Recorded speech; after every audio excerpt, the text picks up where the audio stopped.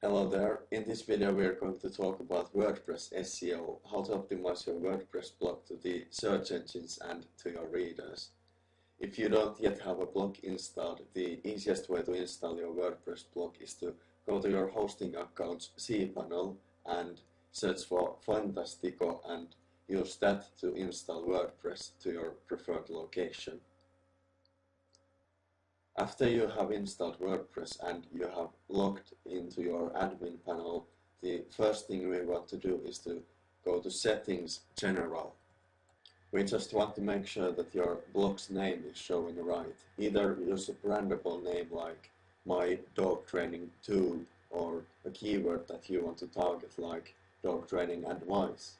This site title will be shown on every page as a clickable link. So if you have a keyword as a title, it will help you rank in the search engines for that keyword.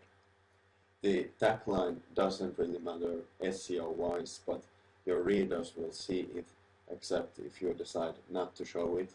So just write something catchy and memorable. After that, you want to go to Settings Writing. In here, we'll set up ping services. You can find this section on the bottom of the page. When you go to this section, there is already one ping service set up, but we want to add some more. There is one good but quite long ping list at wordpresspinglist.com. Just copy and paste the list from there to this form. Now, when you submit posts to your blog, WordPress will inform these ping services about it, and it helps your posts to get indexed faster, and the search engine bots will crawl your site more often. Next, you want to go to Settings Privacy. Here we want to make sure that your blog is visible to the search engines, because if it's not, everything we do here will go to waste. A while ago it used to be so that when you installed a blog with Fantastico, the default setting was not visible to the search engines. This should not be the case anymore, but we just want to make sure, okay, it takes like a second or so. The next step is an important one. Go to Settings Permalinks. Here, change your permalink structure to custom structure and write this to the field /post_name %/ like this. You want your target keyword of specific posts to be in your post's URLs, because that helps the search engines figure out what your post is about. The other structures, especially default, aren't very search engine friendly in this regard. And that's it for settings. Next, we are going to install a couple of plugins. Go to Plugins, Add New. The first plugin that we are going to install is called All-in-One SEO Pack. Just search for All-in-One SEO.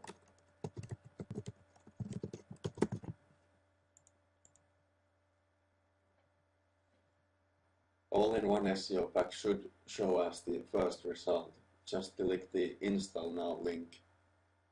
Next, you want to do the same procedure to the plugin called Google XML Sitemaps. Just go to Plugins, Add New, and search for Google XML Sitemaps, and it should be the first result, and then just install it like you did with the All-in-One SEO Pack.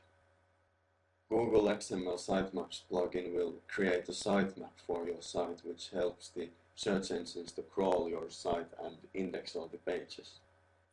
Next, we want to activate our plugins. Go to Plugins, and activate Akismet All-in-One SEO Pack and Google XML Sitemaps. Next, we want to change some settings with the All-in-One SEO Pack. Let's go to Settings and All-in-One SEO. The first thing we want to do is enable this plugin. Next, we'll set up our title, meta description, and meta keywords through the All-in-One SEO plugin. In the title, write your main keyword and some catchy subtitle like Dog Training Advice, Theory Practice, and more. This should be less than 66 characters so that Google will show the whole title and won't cut it. the click-through rate would suffer from that. In the description, just write something catchy. You probably want to include your main keyword in there. It doesn't affect rankings much, but Google will bold it when people search for the term, which increases the click-through rate. The description should be less than 160 characters long. And the meta keywords don't really matter, just put something general in there. You may not want to put your target keywords in there, as some people may kind of steal them and try to compete with you. In my opinion, the risk of that happening is quite low though. Next we'll scroll down a bit. Now we are going to set up our title formats. Just remove the blog title from each of the fields.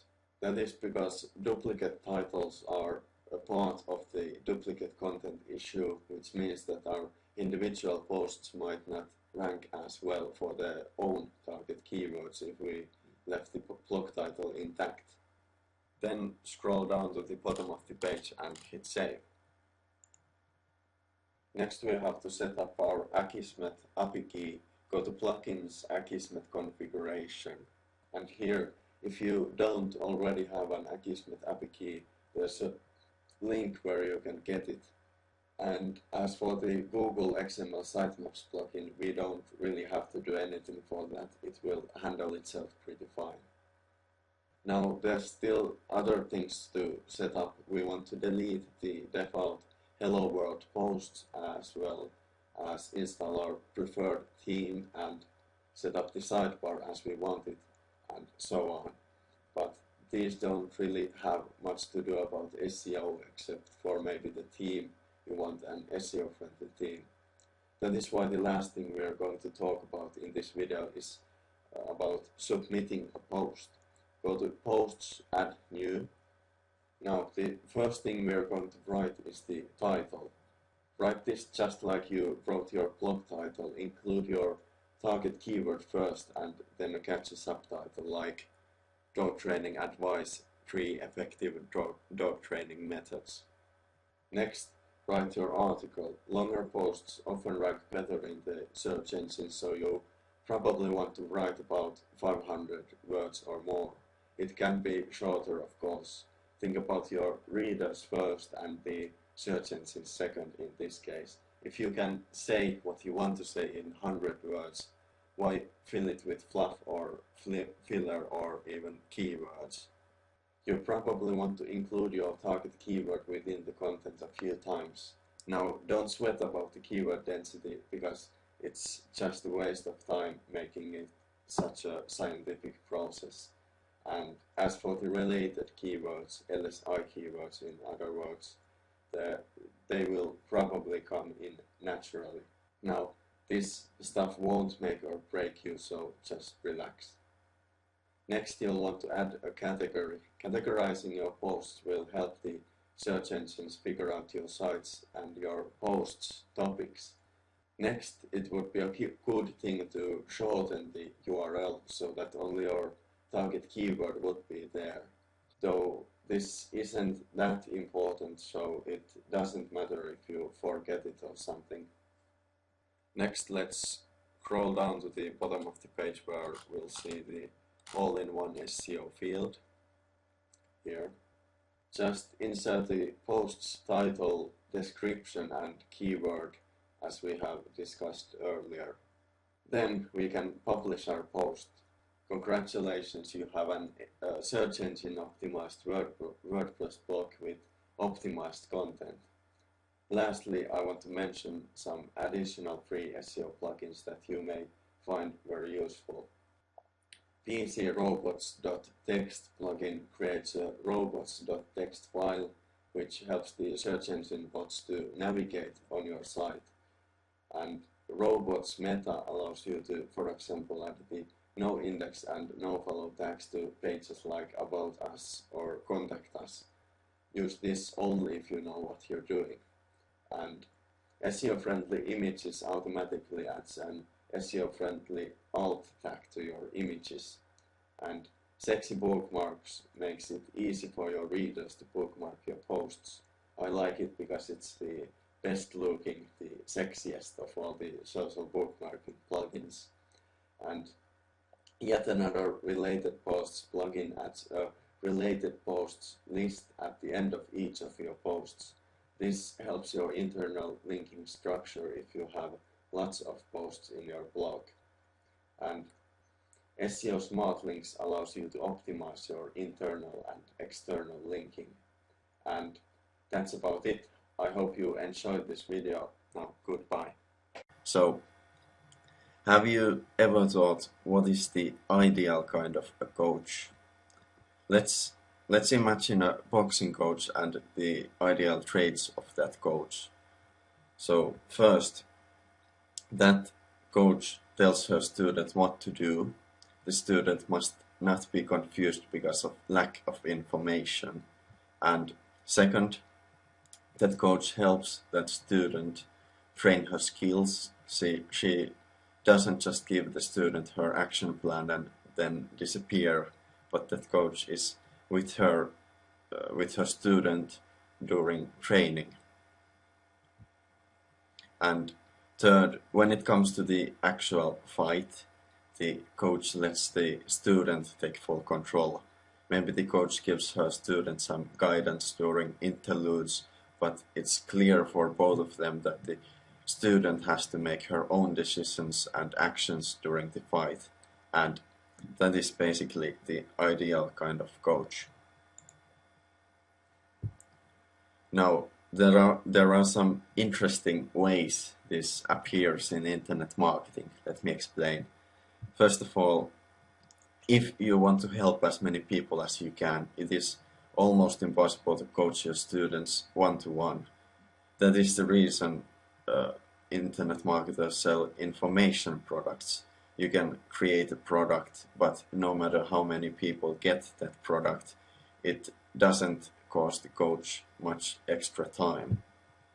The problem is just that information products are not the best way of coaching. They just don't provide things like clarity and focus the way one-to-one coaching does. And that's why most internet marketers fail. Most coaching in this industry is done through information products, as you may have noticed. So information products do provide information, but not the required mindset.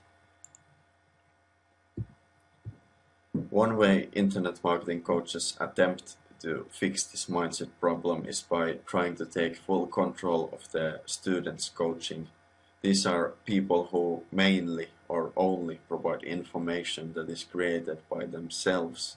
They only promote their own products and only send their email list subscribers to their own properties and so on. And this is a good approach, even though it's almost inevitable that their students will get information from other sources also. These coaches still have much greater control of their students, and as far as I know, these coaches also produce much better results than most internet marketers, meaning that the students are more likely to succeed.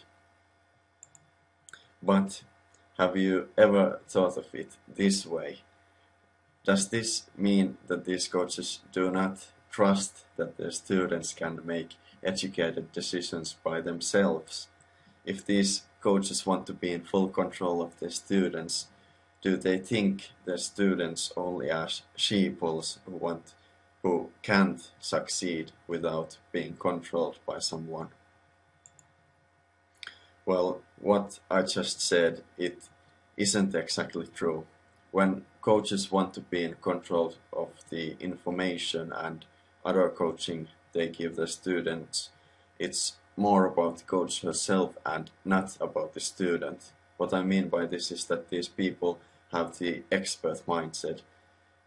They believe they are the best source of certain information, and they believe they can teach and coach people better than most other coaches. It's not about looking down on their students, but it's just that they are very confident in themselves.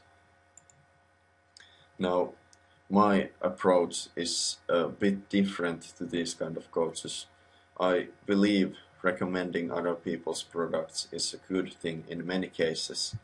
First, if I think my students should know about, for example, Facebook marketing, I could create a Facebook product of my own and sell that, but it can be better for my students to get that information now instead of waiting for me to study the subject and create the product. And in that case, I would recommend a good Facebook product that I've used myself. And second, if I learned something new and cool from a particular product, and if I wanted to pass this information to my own students, I would have to give credit to the original source of information. In that case, I would again recommend that particular product.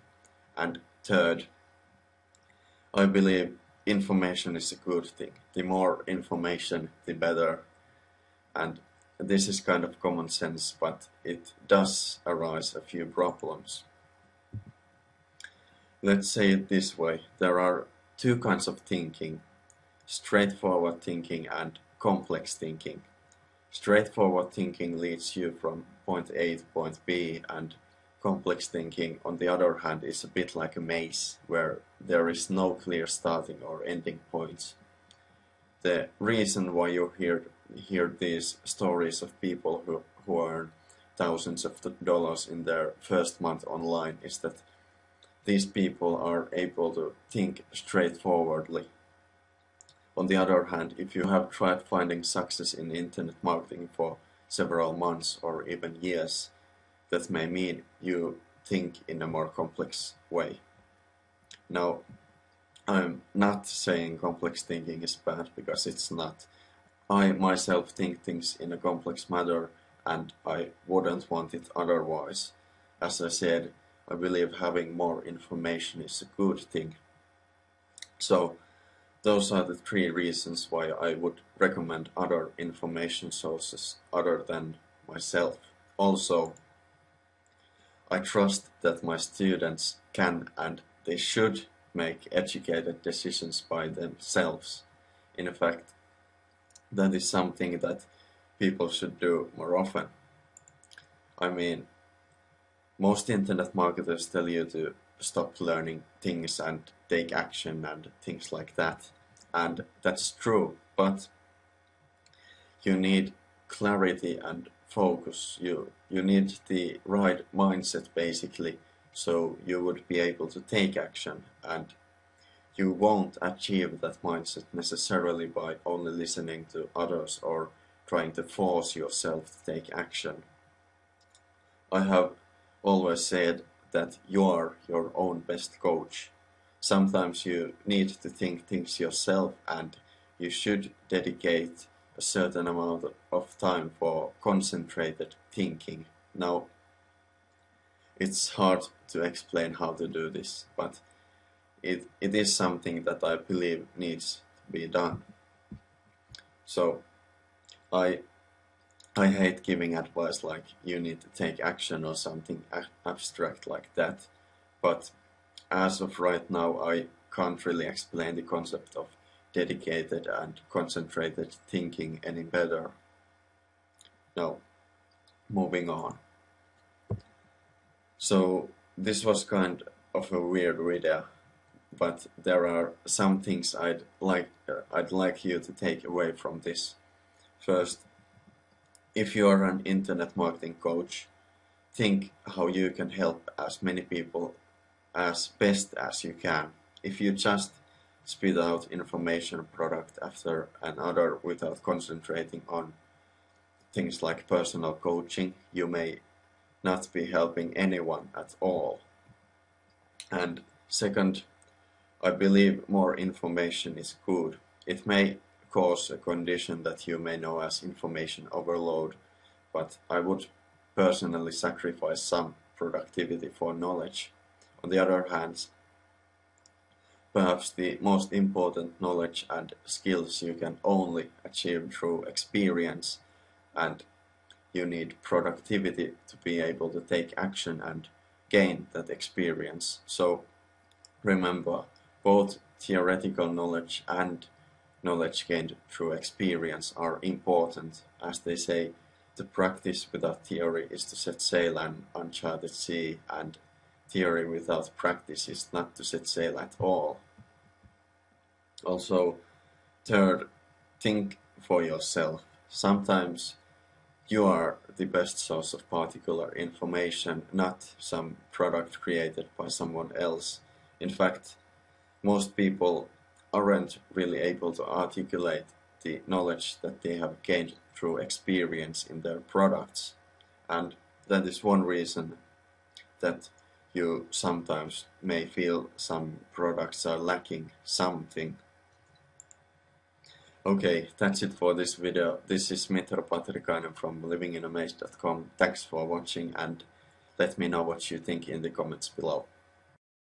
So, when you ask struggling internet marketers what is their biggest stumbling block, many will probably say that it's traffic, and I can see why. First of all, you never know if your work is going to pay off or not. And you can't know that if you do X, then how much traffic you are going to get, if at all, and if that traffic is going to convert into profits. Also, other internet marketers make traffic generation seem so easy. You're supposed to be able to get thousands of visitors and lots of money in a very short amount of time and with very little effort. And still, when you buy these marketers' products, their traffic generation methods aren't what you were expecting. And when you finally take action and maybe you get top 10 rankings in Google or anything like that, you notice that the traffic just isn't there, or it doesn't convert oftentimes. Also, you may be suffering from information overload and you don't even know where to begin. So these are all problems that I have faced also, and in this video I hope to clear some of these problems. First of all, you have to realize some things about traffic. It generally takes time and effort or money to get traffic. For example, SEO is a slow process. Paid traffic requires testing to make it work for you, a lot of testing. And article marketing is generally a hit and miss tactic. Now, don't let hype fool you, and do lower your expectations. Be realistic. No matter what traffic product you buy, it is probably going to disappoint you. That's right. Either it's something you've heard before, or you don't feel comfortable in implementing it, or it's clearly a hit and miss tactic, or anything like that. And this is something that I believe you need to realize.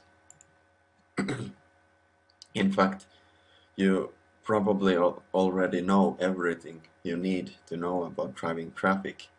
And if that's the case, you just have to dig your mind a little bit and construct your own traffic generation plan yourself.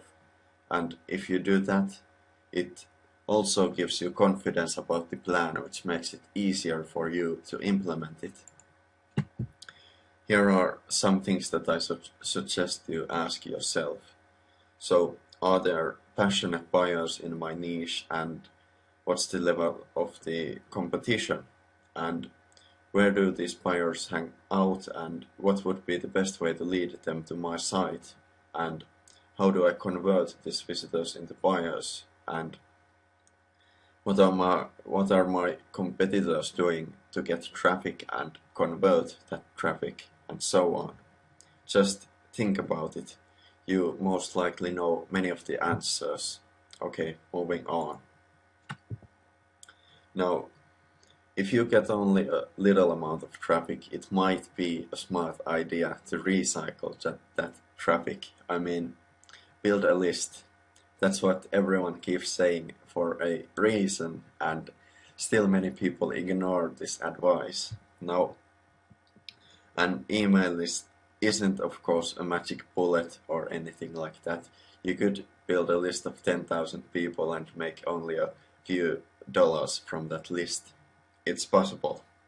But there are right and wrong ways to build a list and to treat the people on that list. Now, imagine building a list of buyers, or at least potential buyers, who are interested in your message. And if you build a good relationship with those people in your list, then building a list could be smart and really profitable. Okay, so what did we learn from this video? First, don't believe the hype and create your own traffic strategy using the knowledge you already have. Only you can make a foolproof strategy that won't let you hesitate anymore. Second, if you don't get much traffic, build a list to capture those little trickles of traffic, and eventually you'll probably have a profitable asset. And that's about it. This is Metro Patrikainen from livinginaMaze.com. Thanks for watching, and let me know what you think in the comments below. First of all, the way I define the terms authority marketing and niche marketing is like this. Authority marketing is about concentrating mainly on one market and striving to be an authority in that market. Niche marketing, on the other hand, is about going into multiple markets, multiple niches, and not trying to make a big name for yourself in any of these niches.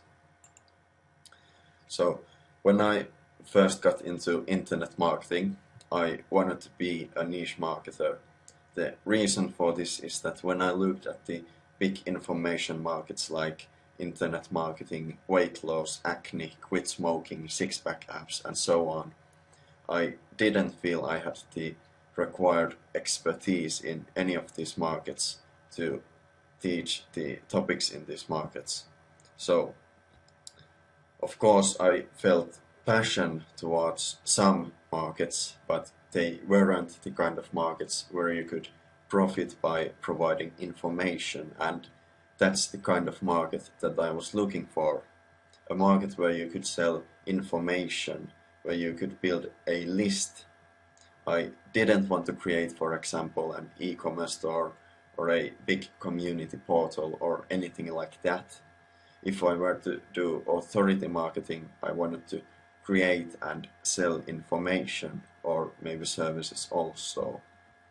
And to be honest with you, one of the reasons for this was that I felt information marketing to be easier than the other options.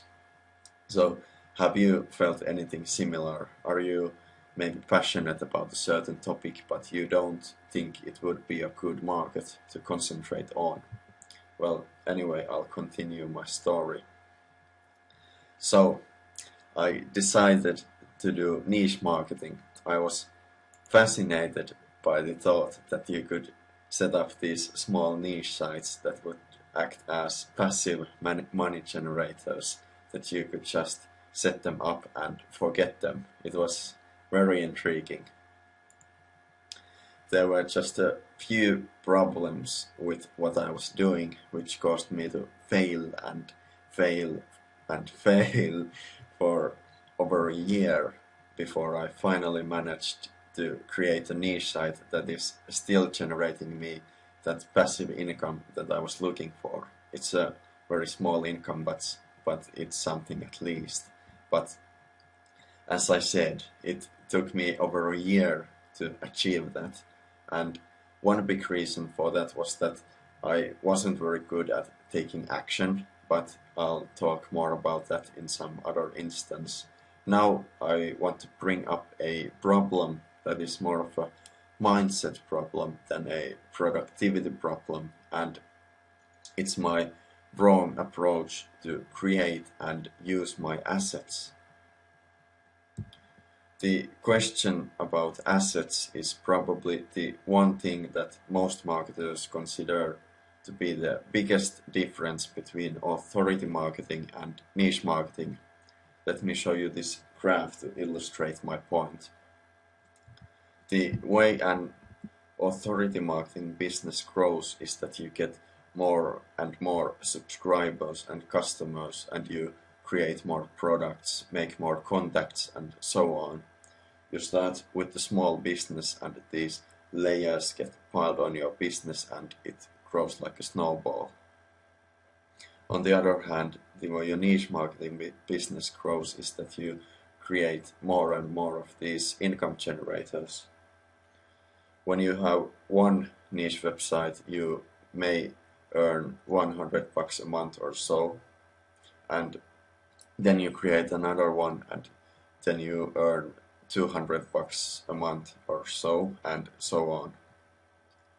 And this whole thing makes it seem like you can only leverage your assets if you are doing authority marketing.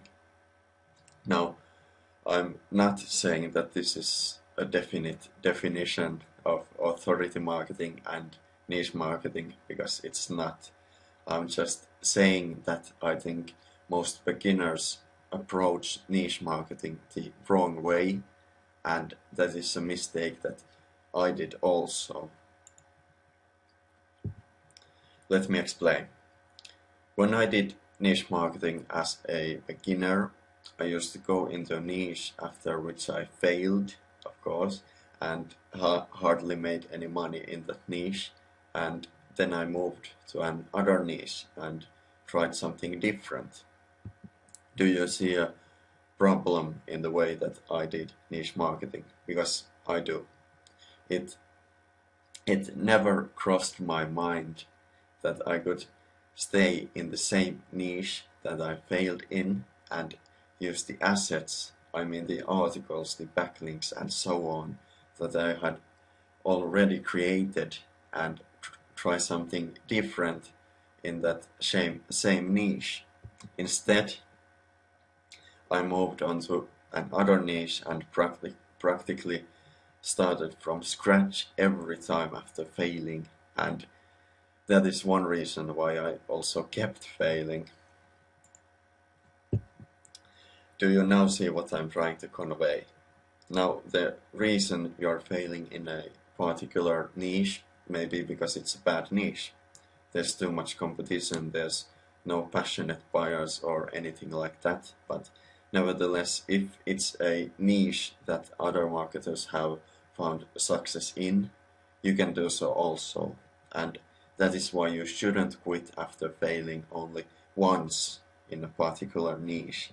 For example, I once tried to make money in the quit smoking niche. I failed, but it wasn't because of the niche. There's a lot of money in the quit smoking niche, and I know that many niche marketers are making money in that niche. I had created about 30 articles about quit smoking, but after finishing my project and not seeing any money, I just forgot all my assets. The articles that I had written, I left them behind and moved on to another niche. That is why, if you are doing niche marketing, you should be building and growing your niche sites until they are profitable, and only after that you should move on to another niche.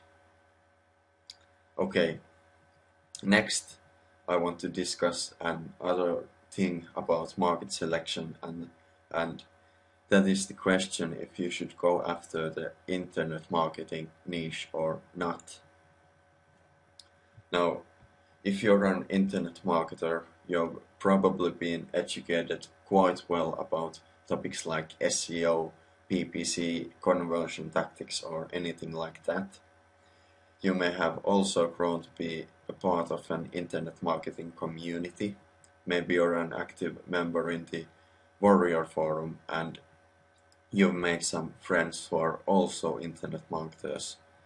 Maybe you are passionate about internet marketing and you have considered going into the internet marketing niche, but you don't want to because you have hardly made any money yourself and you don't want to fake until you make it, as they say. But still, the internet marketing niche seems so lucrative and maybe easy, and you feel like that is something you could create content about and you could make money in this niche. Does this description ring any bells? If so, I may have a simple solution for you.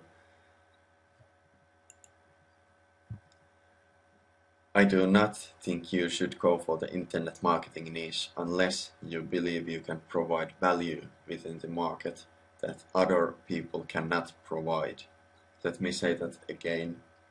You should not feel guilty about going into a niche if you believe you can provide value within the market better than other experts in that same market. And this same principle applies to every niche, at least when you are doing authority marketing. If I said if I said the same thing about niche marketing, that would be hypocritical of me. Well, anyway, that is one of the reasons why I came into internet marketing niche. I believe I can provide value in a way that no one else can. I believe that I can help people better than most other marketers. I do have to admit though that I wasn't making tons of money online before I started my authority marketing business in the internet marketing niche, but I've been into this for over 2 years now, and even before that I've been a fairly successful blogger, and that way I have gained knowledge and experience that I believe no one else can provide to other people like I can. Internet marketing, no matter what niche you are in, requires confidence. It requires confidence in yourself and in your business plan. Unless you have clarity about what you are doing and what you're going to do, you're never going to make it as an internet marketer. I hope that this video provided some of that clarity for you. And now, thanks for watching. This is Mitro Paterkainen from livinginaamaze.com. Have a fantastic day.